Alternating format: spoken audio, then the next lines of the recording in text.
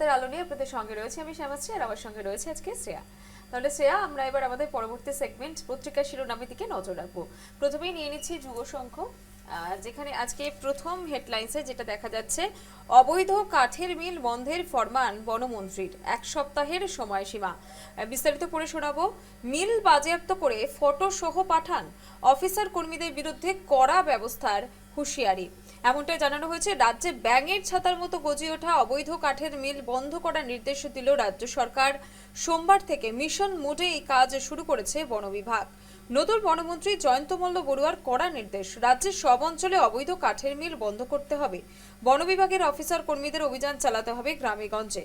1 সপ্তাহের মধ্যে বন্ধ হতে পাবে সেখানে সব অবৈধ মিল, এবং এরপর কোথাও অবৈধ কাঠের মিল পাওয়া গেলে কড়া ব্যবস্থা নেওয়া হবে সংশ্লিষ্ট বনকর্মীর বিরুদ্ধে। দীর্ঘদিন ধরে সারা রাজ্যে রমরমিয়ে চলছে প্রচুর অবৈধ কাঠের মিল।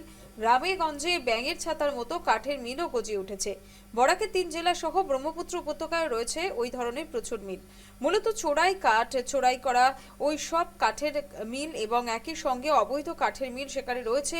বনাঞ্চল থেকে কাঠ এনে বিশাল বিশাল গাছ চেরাই করা হচ্ছে, আর এর পিছনে রয়েছে কাঠের চোরা কারবারের সঙ্গে জড়িত একটি বড়সড় মহল। বন বিভাগের স্থানীয় অফিসার কর্মীদের যোগসাজশে চলে কাঠের চোরা কারবার। তাই রাজ্যের বিভিন্ন জেলায় প্রচুর সংখ্যক অবৈধ কাঠের মিল চললেও এখনও বন বিভাগের ডিএফও, রেঞ্জার, ফরেস্টার কিংবা বিট অফিসাররা কোনো ব্যবস্থা নেন না, বরং মাসোহারা নিয়ে অবাধে চলতে দেন অবৈধ কাঠের ব্যবসা। একই সঙ্গে তবে বন বিভাগের দায়িত্ব হাতে পেয়ে অবৈধ কাঠের মিল বন্ধ করার উদ্যোগ নিয়েছেন জয়ন্ত মল্ল বড়ুয়া।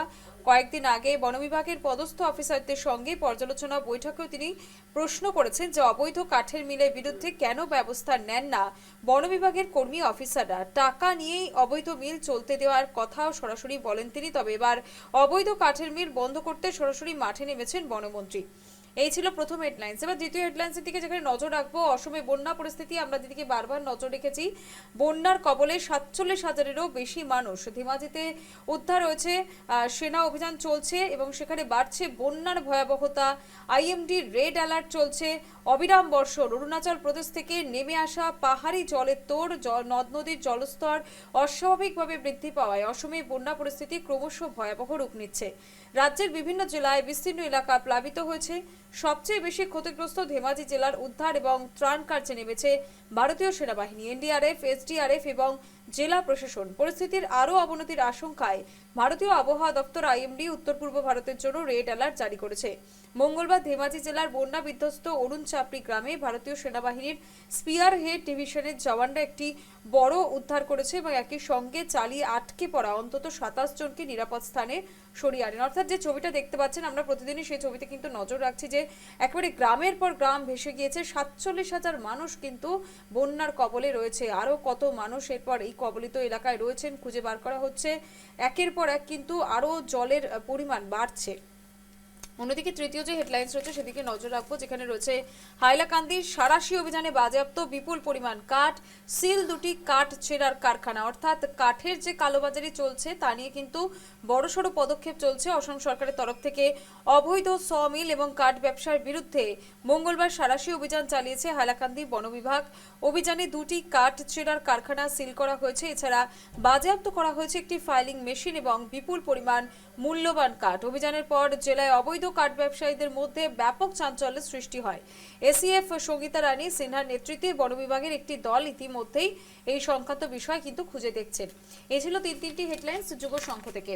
এবার আমরা নিয়ে নেব ন্যাশনাল অর্থাৎ Times of India. Times of India দিকে নজর রাখবো। সেখানে ফার্স্ট যে হেডলাইন্স রয়েছে, USSC rebuff Trump's bid to end birthright citizenship. অর্থাৎ সিটিজেনশিপ নিয়ে ট্রাম্পের যে বার্তা, সেই বার্তা নিয়ে আলোচনা।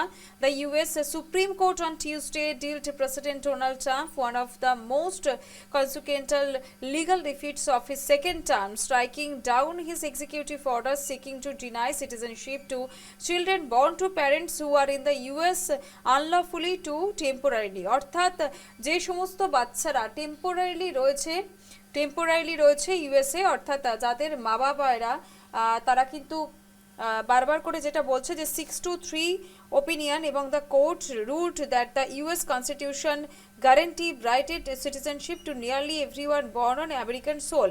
অর্থাৎ শুধুমাত্র তাদেরকেই আমেরিকান সিটিজেনশিপ দেওয়ার কথা বলা হচ্ছে যারা আমেরিকায় জন্মগ্রহণ করছেন। এবার যে জাস্টিসটা এসছে সেটা শোনাবো, যেখানে জন রবার্টসের জাস্টিস কনজারভেটিভ চিফ জাস্টিস যেটা বলা হচ্ছে সেখানে সিটিজেনশিপ দেন অ্যান্ড নাও, আগে কি ছিল এখন কি আছে, was the right to have rights to freely participate in our political community, adding that the authors of the 14th Amendmental extended that promise to every free-born person in the land এবং we keep that promise today. যারা এই ভূমিতে জন্মগ্রহণ করবে তারা freely American রাজনীতিতে অবশ্যই অংশগ্রহণ করতে পারবে। এই ছিল প্রথম হেডলাইন্স। দ্বিতীয় হেডলাইন্সের দিকে নজর রাখবো, man held in Guwahati with 37 kg gold, west Asia Myanmar route on radar. অর্থাৎ আমরা গতকালই যে ছবিটিকে নজর রেখেছিলাম, যে খবরে সারা দিন ছিলাম, তা হলো 37 কেজি গোল্ড কিন্তু উদ্ধার হয়েছে গুয়াহাটি থেকে, এবং তা নিয়ে ইতিমধ্যেই দেখতে পাচ্ছেন সেই গোল্ড বারগুলি, তা নিয়ে ইতিমধ্যেই চাঞ্চল্য এবং গোটা ঘটনায় বড়সড় তদন্ত চলছে ইতিমধ্যেই। আজ এখানে Assam police have busted a suspected international gold smuggling racket with links with the West Asia, Myanmar, with the arrest of a person hailing from Maharashtra with 37 kg of 24 karat gold worth around rupees 55 crore in Guwahati, police said on Tuesday.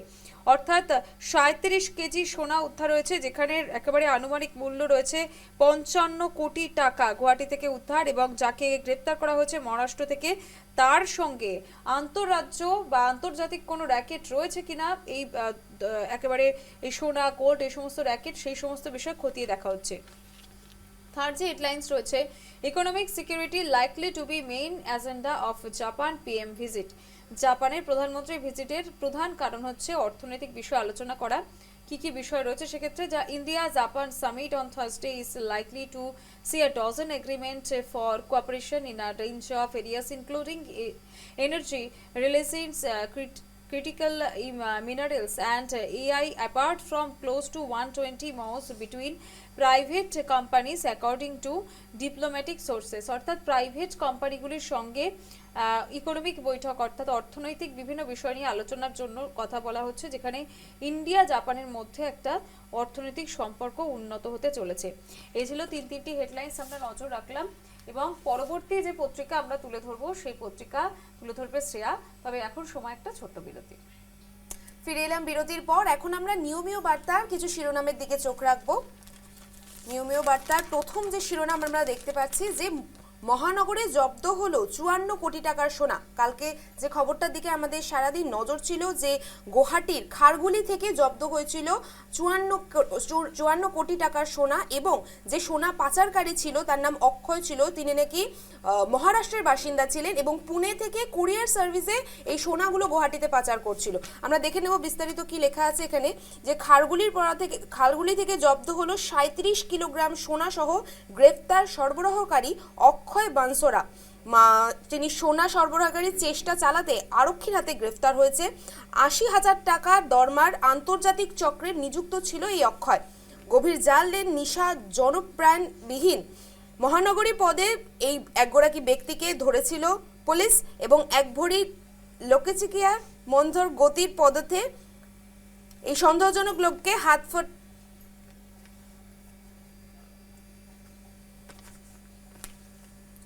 লোকজনের হাতে এই পুলিশের হাতে ধরা পড়েছিল এই ব্যক্তিটি।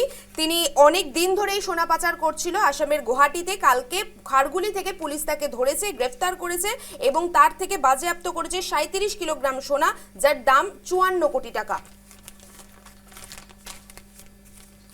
এবার দ্বিতীয় শিরোনামের দিকে নজর রাখবো, যে এনএইচপিসির রিজার্ভে উঠে আসলো কাঠ আবর্জনার পাহাড়। যেমনটা আমরা জানি যে কদিন ধরে আসাম অরুণাচলে বন্যা পরিস্থিতি হচ্ছে এবং চারিদিকে তার জন্য সুইচ গেটগুলো খুলে দেওয়া হচ্ছে। এবার যে খবরের দিকে আমরা নজর রাখছি সেটা হলো এনএইচপিসির রিজার্ভের বাঁধটি খুলে দেওয়ার ফলে সেখানে গিয়ে জমা হয়েছে কাঠ এবং আবর্জনা, এবং তাতে পাহাড়ের স্তূপে পরিণত হয়েছে। খবরের দিকে নজর রাখবো, যে বান্ধপানি এটা বাটত বাঁধে সৃষ্টি হয়ে যে কোনো মুহূর্তে একটি ধ্বংসাত্মক লীলার আশঙ্কা করা যাচ্ছে। এইখানে মোটর সম্পন্ন নামনি সরণি জলবিদ্যুৎ প্রকল্প লয়ে আমরা রাজ্যের মাঝত এতিয়া তীব্র আতঙ্ক এবং ক্ষোভের সৃষ্টি হয়েছে। অর্থাৎ এনএইচপি এর রিজার্ভের উঠে আসছে যে কাঠ ও আবর্জনার পাহাড়, যার জন্য জনজীবনের এইটার প্রভাব পড়তে পারে। এবার আমরা তৃতীয় খবরের দিকে নজর রাখবো যে সকল ডিএফও অবৈধ কাঠফলার মিল জব্দ করার নির্দেশ। যেমনটা আমরা জানতে পারছি যে বন বিভাগ মন্ত্রী জয়ন্ত মল্ল বড়ুয়া স্পষ্ট জানিয়ে দিয়েছেন যে এখন থেকে অবৈধ যে কাঠ মিলগুলো আছে সেগুলো বন্ধ করার নির্দেশ দিয়েছে এবং সোমবার থেকেই লাগু হয়েছে এই নিয়মটি।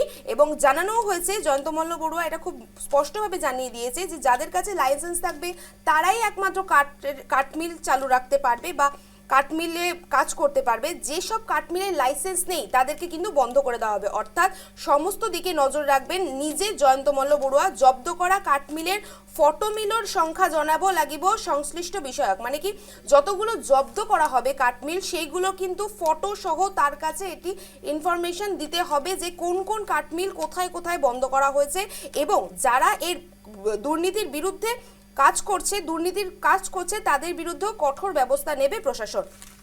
এই হলো আমাদের 3টি শিরোনাম নিয়মীয় বার্তার। একেবারে শ্রেয়া, তাহলে আমরা আমাদের সমস্ত সেগমেন্টের দিকে নজর রাখলাম। তবে পরবর্তী বিস্তারিত যে সমস্ত খবরের আপডেট আপনাদের দেখতে হবে তার জন্য অবশ্যই নজর রাখতে হবে নিউজ লাইভ বাংলায়।